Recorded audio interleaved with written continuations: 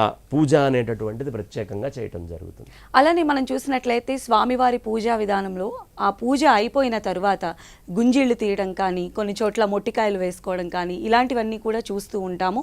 అదొక ఆనవాయితీగా వస్తున్నది. మరి ఇది రావటం వెనుక ఉన్నటువంటి కారణం ఏంటండి?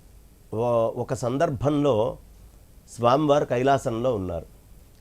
కైలాసంలో ఉన్నప్పుడు ఆయన హాయిగా ప్రశాంతంగా అలా కూర్చొని ఉన్నారు. పరమేశ్వరుడు పక్కన ఉన్నాడు. దేవతలందరూ కూడా వస్తారు సాయంత్రం అయ్యేటప్పటికి సభకి, కైలాసానికి. విష్ణుమూర్తి వారు లక్ష్మీ సమేతంగా వచ్చారు. గణపతి ఎవరు? ఆయనకు మేనల్లుడు. అంతేగా కృష్ణావతారంలో మహామాయ ముందు పుట్టిన తర్వాతే కదా ఆయన వచ్చింది.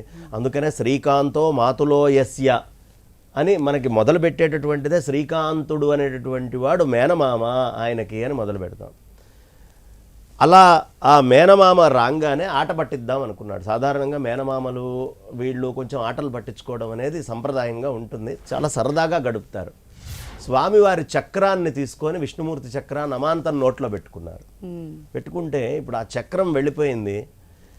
మేనల్లుడితోటి యుద్ధం చేయగలడా ఆయన? యుద్ధం చేయలేడు. పోనీ యుద్ధం చేయలేను కదా అని మళ్ళీ చక్రాన్ని అక్కడ వదిలిపెట్టగలడా? వదిలిపెట్టలేడు.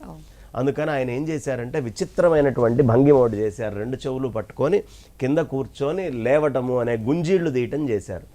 వెంటనే అరే నా మేనమామ ఏమిటి, అంత పెద్ద సాక్షాత్తు విష్ణుమూర్తి, వైకుంఠానికి అధిపతి, అలాంటి ఆయన ఇలా చేస్తున్నాడే అని పక్కుమని నవ్వు వచ్చింది.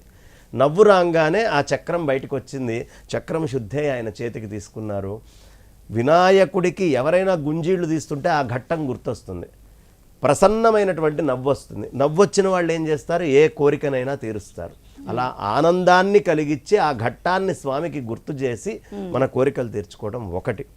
ఇప్పుడు విదేశాలలో brain exercise, brain power exercise అని వాళ్ళు ఇలా చక్కగా పట్టుకొని కూర్చొని లేస్తున్నారు. ఏమవుతుందయ్యా అంటే మెమరీ బాగా బిల్డ్ అవుతుంది అని చెప్తున్నారు. చిన్నప్పుడు మాకు పాఠాలు చెప్పేటప్పుడు సక్రమంగా చదవకపోతే కమాన్ ఓ 10 గుంజీళ్ళు ది అని చెప్తూ ఉండేవాడు. అలా జ్ఞాపక శక్తి అనేది కూడా పెరుగుతుంది. అందుకని ప్రత్యేకంగా గుంజీళ్ళు తీస్తారు.